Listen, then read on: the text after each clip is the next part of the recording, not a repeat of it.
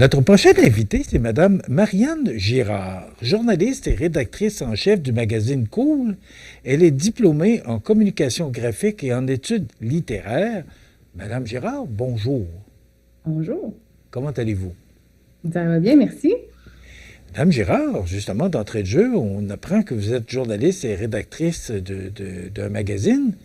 Et là, on apprend aussi que vous venez de publier ce livre aux éditions Urtubise qui s'appelle Dolly. Ouais. Qu'est-ce qui a amené la journaliste à écrire un livre?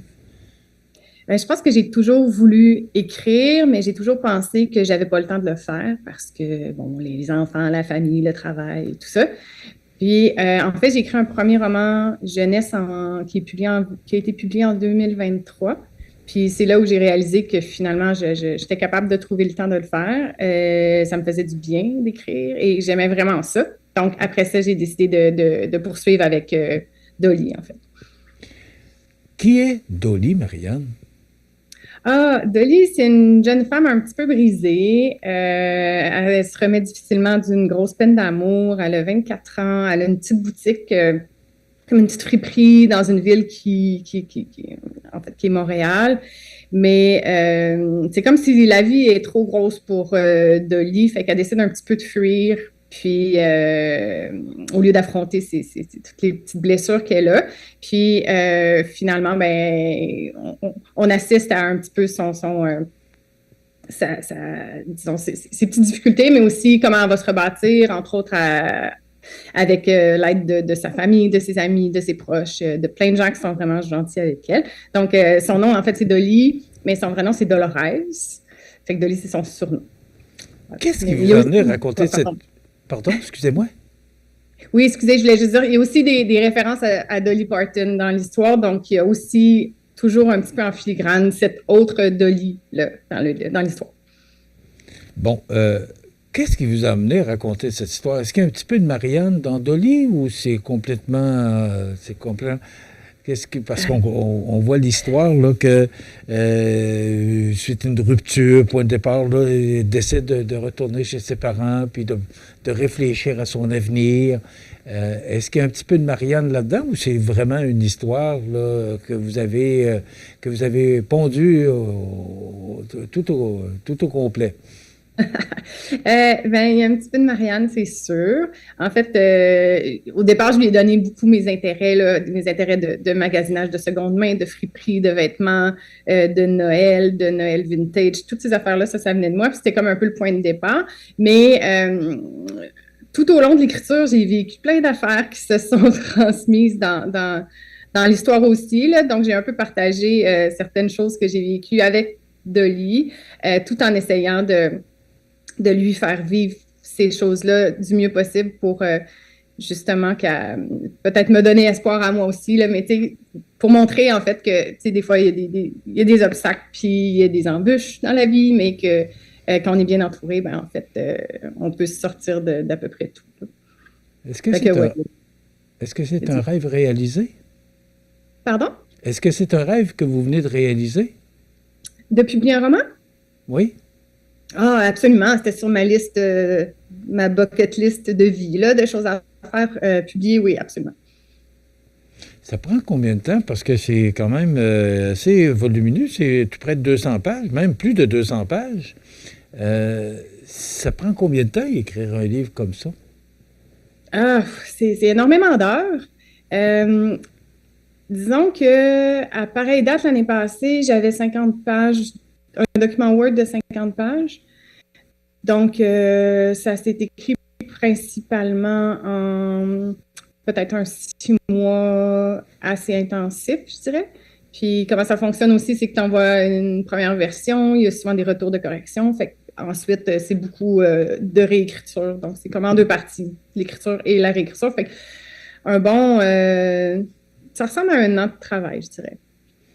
C'est très différent du journalisme.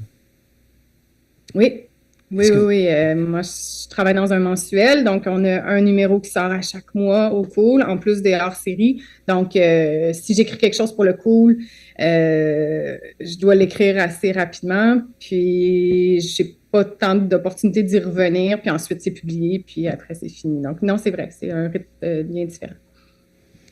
comment on arrive à écrire un livre?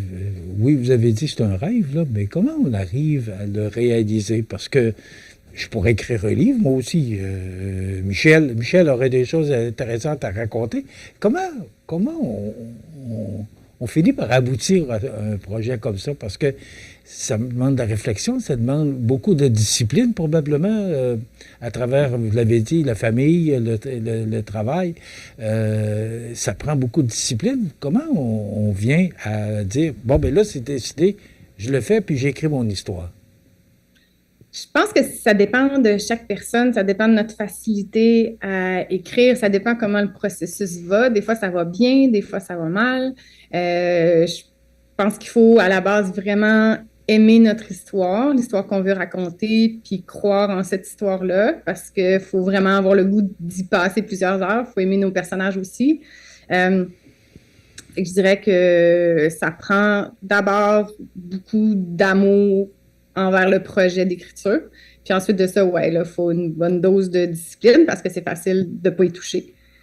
Fait que c'est ça. Puis je pense aussi que ça prend des gens, mettons des éditeurs ou des amis qui nous lisent puis qui nous encouragent aussi là, dans les moments où on a l'impression qu'on n'aboutit pas comme on voudrait. Vous dites qu'il y a un an, vous aviez 50 pages d'écrites et là, vous sortez le livre qui a 200 pages. Qu'est-ce qui s'est passé entre l'an passé et là? C'est que Ouais. vous vouliez que ça se réalise? Comment? Qu'est-ce qui vous a poussé à aller plus vite, là? Ben, en fait, c'est juste la mise en contact avec la maison d'édition. Dans ce cas-ci, là, c'était Urtubise qui était intéressé. Puis le moment de publication qui était possible, c'était septembre 2024. Sinon, il aurait fallu regarder pour 2025. Donc, c'était possible de le publier assez rapidement. Puis, c'était rendu là, j'aurais pu dire non, je vais le faire plus tard.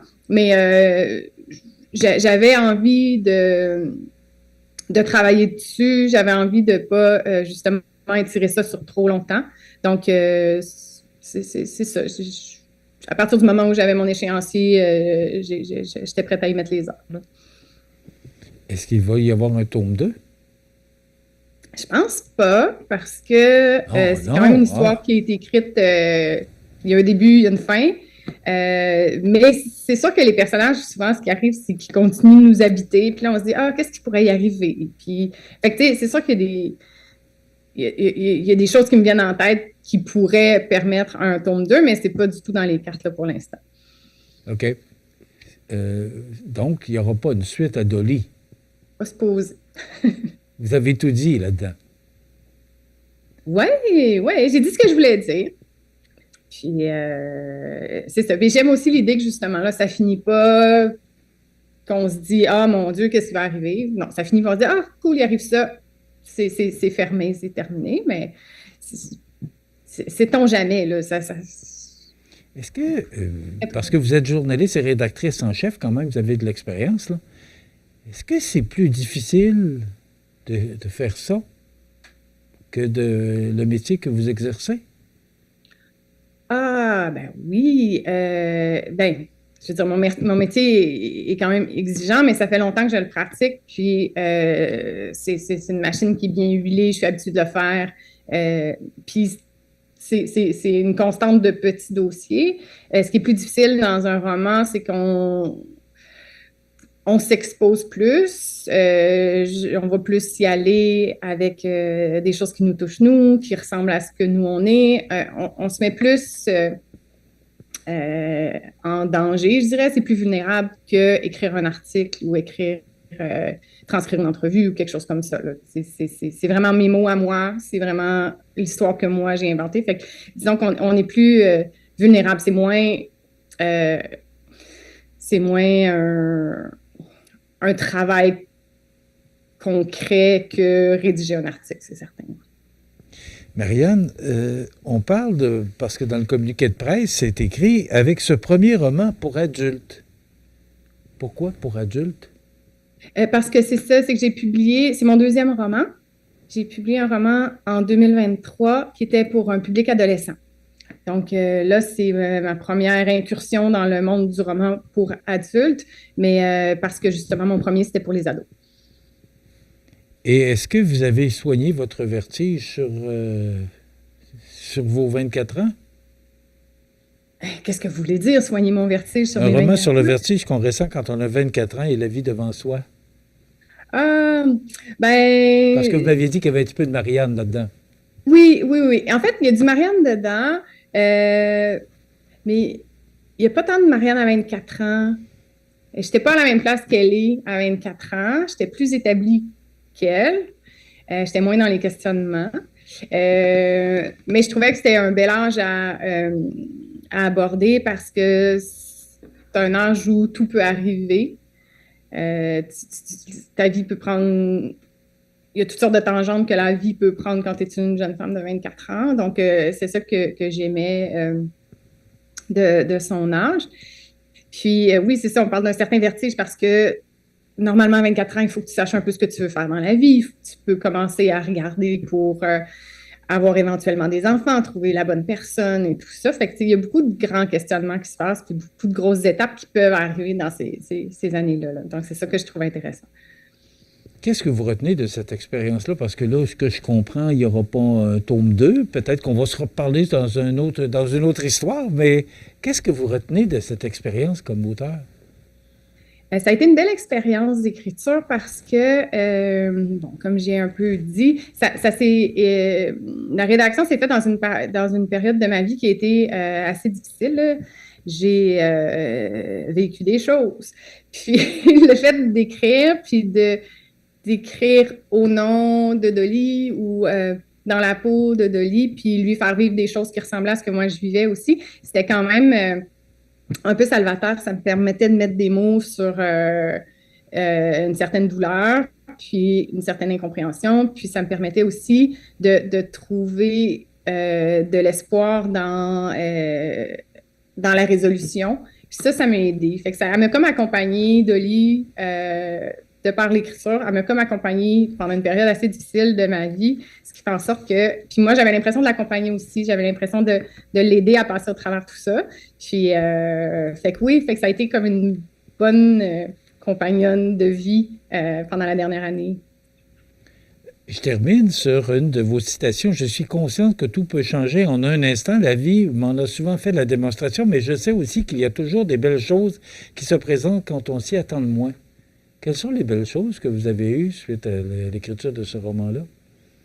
Bien, en fait, là, il sort dans 2 jours. Fait qu'il y a eu des belles choses pendant toute la rédaction. Ça a été un beau processus. Ça a été vraiment agréable. Puis là, ben, en fait, il sort le 26. Fait que là, je vais avoir... en fait, il va vivre sa vie. Donc, je m'attends à avoir des commentaires. J'ai hâte de voir aussi les gens qui vont se reconnaître dedans, les gens qui vont s'y attacher. Mais c'est sûr que c'est le fun pour ça d'avoir une rétroaction des lecteurs quand tu publies un livre parce que ça amène des super beaux échanges, c'est nourrissant, puis il y a une reconnaissance qui vient avec quand les gens l'apprécient, qui est super agréable. Fait que c'est ça, j'ai hâte. Là, il y a le Salon du livre du Saguenay qui s'en vient, ensuite le Salon du livre de Montréal, tout ça. Fait que dans les salons, on a l'occasion vraiment de voir les lecteurs, de les rencontrer, puis ça amène vraiment des beaux échanges. Il reste à peu près 90 secondes. Vous voyez l'avenir comment? Est-ce qu'il y aura d'autres livres? Est-ce que vous allez rester rédactrice en chef ou journaliste? Est-ce que ça a changé votre perception de voir l'avenir? Oui, je vais garder ma job, mais je vais continuer d'écrire, c'est certain. J'ai d'autres idées. L'écriture complète vraiment bien mon travail, je trouve, puis ma vie. Fait que je me vois difficilement arrêter. Donc, oui, il va y avoir d'autres livres. Puis oui, je vais continuer quand même à être journaliste et rédactrice en chef de mon magazine que j'aime. C'est aux éditions Urtubise. C'est disponible partout, je comprends. À partir du 26 septembre, oui. À partir du 26 septembre. OK. Alors, c'est important de le mentionner. Donc, il sera sûrement à la librairie Livre en tête à Montmagny. C'est Dolly. C'est l'auteur Marianne Gérard. Merci d'avoir été avec nous. On va vous souhaiter bon succès. Et si jamais vous décidez d'écrire un autre livre, n'hésitez pas à communiquer avec nous. Ça va nous faire plaisir de vous recevoir à nouveau. C'est très gentil. Merci à vous. Merci beaucoup. Bonne journée, Madame Marianne Gérard, auteure. C'est aux éditions Urtubise, c'est Dolly. Donc, je vous invite fortement à regarder ou à lire ce livre-là. Voilà, on a toujours un plaisir à recevoir des auteurs chez nous. Ben voilà, pour Madame Marianne Gérard, on s'arrête.